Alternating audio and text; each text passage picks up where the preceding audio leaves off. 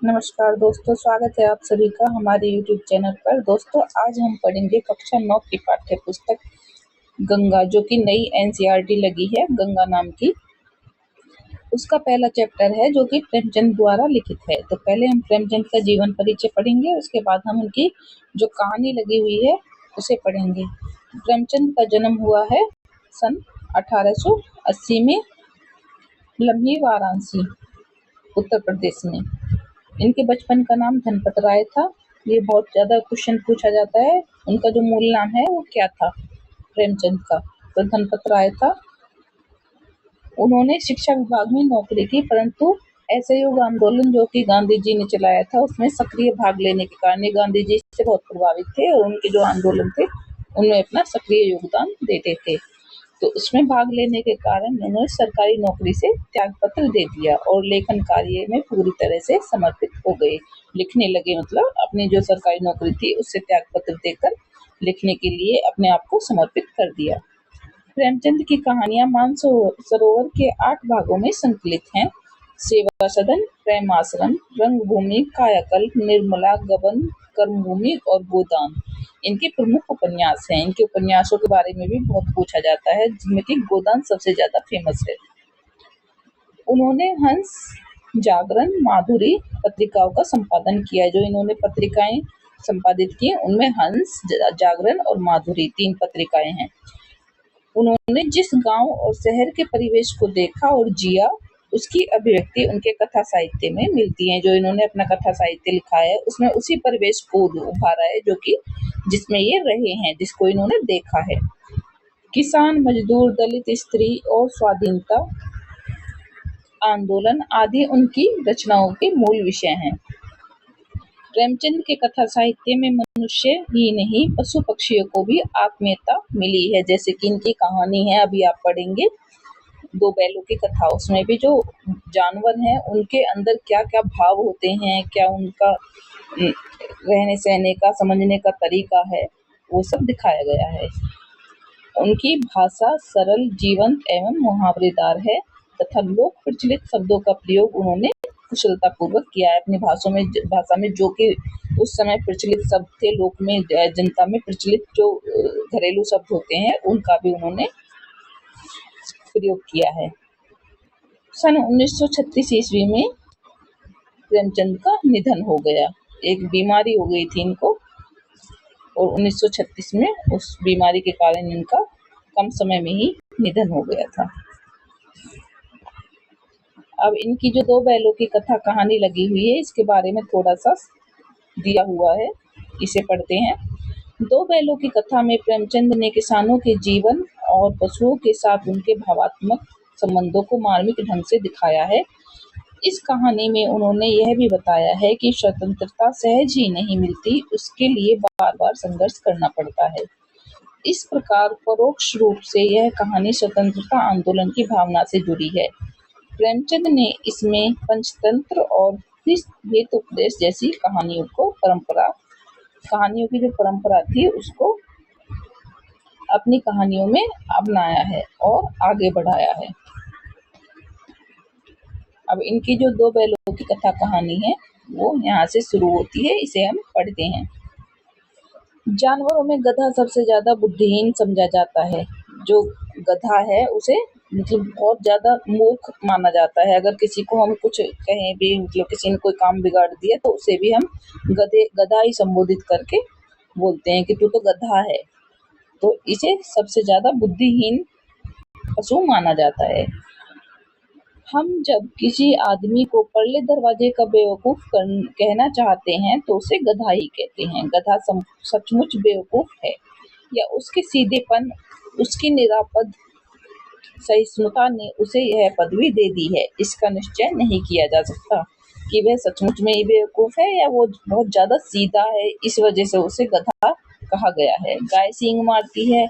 ब्याई हुई गाय तो अनायास ही सिंगनी का रूप धारण कर लेती है। जब गाय अपने बच्चे को जन्म देती है उस समय वो सिंगनी, मतलब बहुत ज्यादा मारने वाली हो जाती है। कुत्ता भी बहुत गरीब जानवर है, लेकिन कभी कभी उसे भी क्रोध आ ही जाता है, किंतु गधे को कभी भी क्रोध नहीं करते हुए सुना है, न देखा है। जितना चाहो गरीब को मारो, चाहे जैसी खराब सड़ी हुई घास सामने डाल दो, उसके चेहरे पर कभी असंतोष की छाया भी न दिखाई देगी। वैशाख में चाहे एक आध बार गुलेल कर लेता हो, पर हमने उसे कभी खुश होते हुए नहीं देखा। उसके चेहरे पर एक स्थायी विषाद स्थायी रूप से छाया रहता है। सुख दुख हानि लाभ किसी भी दशा में उसे बदलते नहीं देखा है।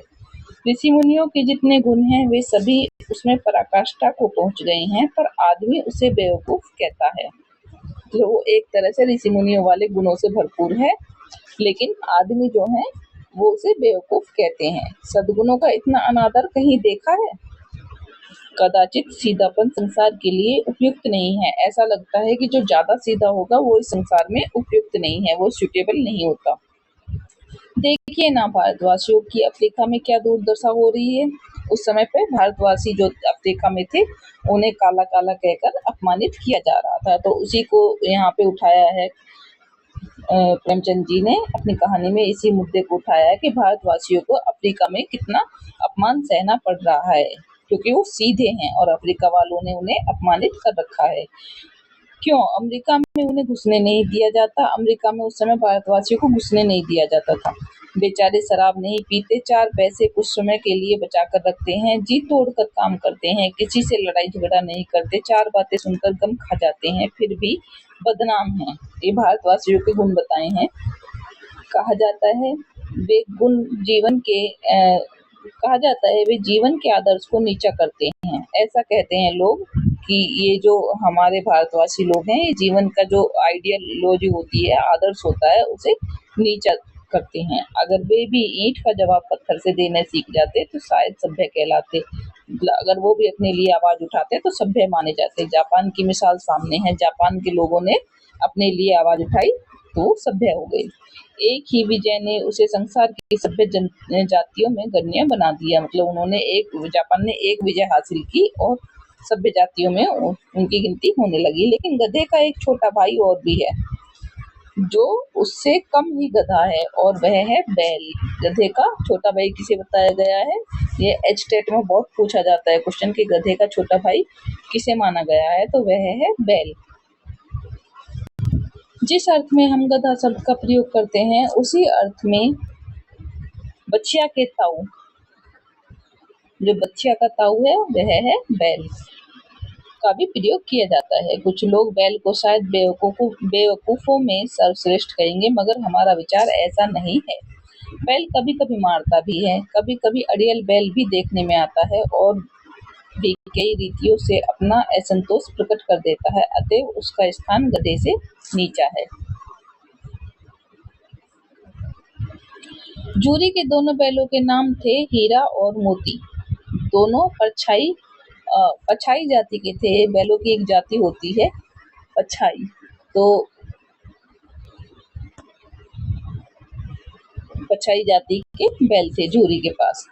देखने में सुंदर, काम में चौकस, ढील में ऊंचे, बहुत दिनों साथ रहते रहते दोनों में भाईचारा हो गया। दोनों आमने सामने या आसपास बैठे हुए एक दूसरे से मूक भाषा में विचार विनिमय करते थे। मतलब मूक भाषा में अपने इशारों से, साइन लैंग्वेज में ही एक दूसरे से अपने विचारों को प्रकट करते थे। एक दूसरे के मन की बात कैसे समझ जाता था हम नहीं कह सकते। मतलब इंसान को ये बातें समझ में नहीं आती कि एक ने कोई इशारा किया बैल ने और दूसरे ने उसकी बात को समझ लिया, ये हमारी समझ में बात नहीं आती, कैसे समझा।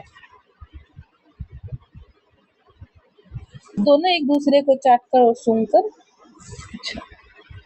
अवश्य ही उनमें कोई ऐसी गुप्त शक्ति थी जिससे जीवों में श्रेष्ठता का दावा करने वाला मनुष्य वंचित है। मतलब वो शक्ति मनुष्य में नहीं है जो जीवों में अपने आप को श्रेष्ठ मानता है, ऐसी शक्ति उन बैलों में थी, गुप्त शक्ति, जिससे वो एक दूसरे की बात को समझ लेते थे।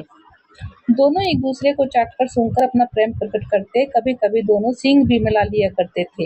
विग्रह के नाते से नहीं, मतलब लड़ने के नाते से नहीं, केवल विनोद के भाव से, मतलब मजाक में सींग मिलाकर आपस में मजाक करते थे। आत्मीयता के भाव से दोनों दोस्तों में घनिष्ठता होते ही ढोल धप्पा होने लगता था। जब दोनों दोस्त बहुत मस्ती में होते तो एक दूसरे के साथ खेलना शुरू कर देते। ढोल धप्पा मतलब शोर मचाना शुरू कर देते। इसके बिना दोस्ती कुछ फुसफुसी, कुछ हल्की सी रहती है। अगर ऐसा ना हो तो दोस्ती जो है कुछ हल्की सी लगती है। अगर शोर शराबा ना हो तो।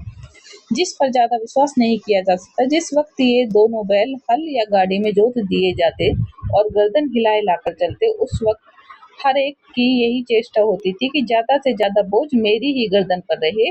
दिन भर के बाद दोपहर या संध्या को दोनों खुलते। दोनों तो एक दूसरे को चाट चूट कर अपनी थकान मिटा लिया करते थे। मतलब जब उनके ऊपर बोझा ढोया जाता था, दोनों की ये कोशिश रहती थी कि इसके ऊपर ज्यादा ना रहे, मेरे ऊपर ज्यादा रहे, मेरी गर्दन पे ज्यादा बोझ पड़े, इसे दुख ना हो। दोनों एक दूसरे के बारे में ऐसा सोचा करते थे। और जब काम करने के बाद शाम को उन्हें खोला जाता, दोपहर को खोला जाता है, सुबह में खोला जाता, तो एक दूसरे को चाट कर अपनी थकान मिटा दिया करते थे। नांद में खाली भूसा पड़ जाने के बाद दोनों साथ उठते। खाली भूसा पड़ने के बाद जब उन्हें खाना दिया जाता था, नांद मतलब उनकी जो खोर थी, नांद थी, उसमें जब खाना उनको दिया जाता था, चारा, तो एक साथ खड़े होते, दोनों नांद में मुंह डालते साथ में ही और साथ ही बैठते खाकर। एक मुंह हटा लेता तो दूसरा भी हटा लेता, चाहे उसका पेट भरा हो या ना भरा हो, दोनों एक साथ ही मुंह हटाते थे। संयोग की बात, जूरी ने एक बार गोई को ससुराल भेज दिया। बैलों को क्या मालूम वे क्यों भेजे जा रहे हैं, समझे मालिक ने हमें बेच दिया है। तो जो जूरी था उसने अपनी ससुराल में दोनों बैलों को भेज दिया। अपना यूं बेचा जाना उन्हें अच्छा नहीं लगा। उन्होंने सोचा कि हमें बेच दिया, इसलिए हमें घर से बाहर भेजा जा रहा है। कौन जाने पर जूरी के साले गया को घर तक गोई ले जाने में दांतों पसीना आ गया। गोई मतलब जो उनकी गाड़ी थी बैलों की, वो।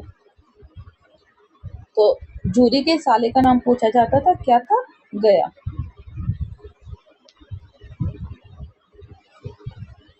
पीछे से हाँकता तो दोनों दाएं बाएं भागते, अगहिया पकड़कर आगे से खींचता तो दोनों पीछे की ओर जोर लगाते, मतलब उसे परेशान करते रहे वो जाते जाते। मारता तो दोनों सींग नीचे करके हुंकारते। अगर ईश्वर ने उन्हें वाणी दी होती तो जूरी से पूछते, तुम हम गरीबों को क्यों निकाल रहे हो? हमने तो तुम्हारी सेवा करने में कोई कसर नहीं उठा रखी। अगर इतनी मेहनत से काम न चलता था तो और मेहनत करवा लेते, हमें तो तुम्हारी चाकरी में मर जाना कबूल था। हमने कभी दाने चारे की शिकायत नहीं की, तुमने जो खिलाया वह सिर झुकाकर खा लिया। फिर तुमने हमें इस जालिम के हाथों क्यों बेच दिया? संध्या के समय दोनों बैल अपने नए स्थान पर पहुंचे। दिन भर भूखे थे, लेकिन जब नांद में लगाए गए तो दोनों ने उसमें मुंह नहीं डाला, कोई से ने भी, एक ने भी उसमें मुंह नहीं डाला। दिल भारी हो रहा था। जिसे उन्होंने अपना घर समझ रखा था वह आज उनसे छूट गया था। यह नया घर, नया गांव, नए आदमी, सब उन्हें बेगानों से लगते थे। दोनों ने अपनी मूक भाषा में सलाह की कि एक दूसरे को कनखियों से देखा और लेट गए। जब गांव में सोता पड़ गए, मतलब सब सो गए गांव में लोग, तो दोनों ने जोर मारकर पगहे तुड़ा डाले और घर की तरफ चले। मतलब अपना जो बांधने का रस्सा था, जिनसे वे बंधे हुए थे, वो तोड़ डाले और अपने घर की तरफ चल दिए। पगहे बहुत मजबूत थे, अनुमान न हो सकता था कि कोई बैल उन्हें तोड़ सकेगा, पर इन दोनों में इस समय दूनी शक्ति आ गई थी। एक एक झटके में रस्सियां टूट गईं।